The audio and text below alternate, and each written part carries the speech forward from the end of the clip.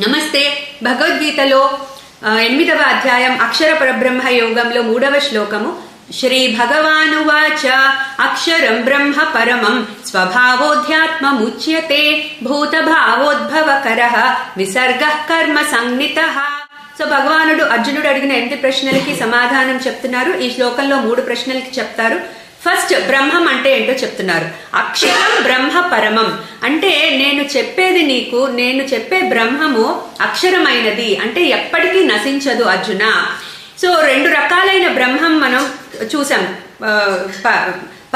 పరబ్రహ్మము అలాగే అపరబ్రహ్మము. అపరబ్రహ్మము అంటే నశించే తత్వం ఉన్నది. పరబ్రహ్మము అంటే నశించని బ్రహ్మం, అంటే ఎప్పటికీ ఉంటుంది. సో ప్రళయకాలంలో కూడా ఉండేది ఆ బ్రహ్మం మాత్రమే. అది సమస్త సృష్టి స్థితి లయాకి కారణమైన సోర్స్. కాబట్టి నేను దాని గురించి చెప్తున్నాను అర్జున. సో నా తత్వాన్ని నువ్వు నిర్గుణ పరబ్రహ్మంగా అర్థం చేసుకో. అది ఏ రకంగానూ మేనిఫెస్ట్ అవ్వదు, కానీ ఎప్పుడూ ఉంటుంది. ఆ రకంగా నువ్వు అర్థం చేసుకో. తర్వాత అధ్యాత్మం స్వభావోధ్యాత్మ ముచ్యతే అంటే ఏంటి? అధ్యాత్మము అంటే నీ స్వభావం, నీలో ఉన్న ప్యూర్ కాన్షియస్నెస్, ఆ చైతన్యం. దేని వల్ల అయితే నువ్వు నాది నేను అనే ఈగో క్యారీ చేస్తున్నావో అది అధ్యాత్మం.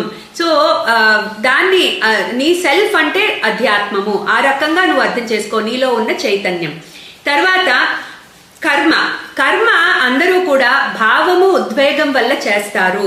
భూత భావోద్భవకరః విసర్గః కర్మ సంజ్ఞితః. సో ప్రతి మనిషి కూడా కర్మని భావాల వల్ల ఉద్వేగాల వల్లే చేస్తారు, కానీ అది నిజమైన కర్మ కాదు. విసర్గ కర్మ సంజ్ఞితః. కర్మ అంటే ఇచ్చే నేచర్ ఉన్నది, విసర్గ అంటే పంచడం. సో నువ్వు ఏ పనినైతే ప్రపంచానికి ఇవ్వడం కోసం చేస్తున్నావో అది నిజమైన కర్మగా తెలుసుకో అర్జున అని ఈ 3 విషయాలు ఈ శ్లోకంలో చెప్పారు. సో బ్రహ్మం అంటే నిర్గుణ బ్రహ్మము, అధ్యాత్మము అంటే నీలో ఉన్న చైతన్యము, కర్మ అంటే ఒక యజ్ఞంలాగా చేసే ఒక పని. సో ఈ 3 ఈ విధంగా అర్థం చేసుకోమని భగవానుడు చెప్తున్నారు. క్లీం కృష్ణాయ నమః.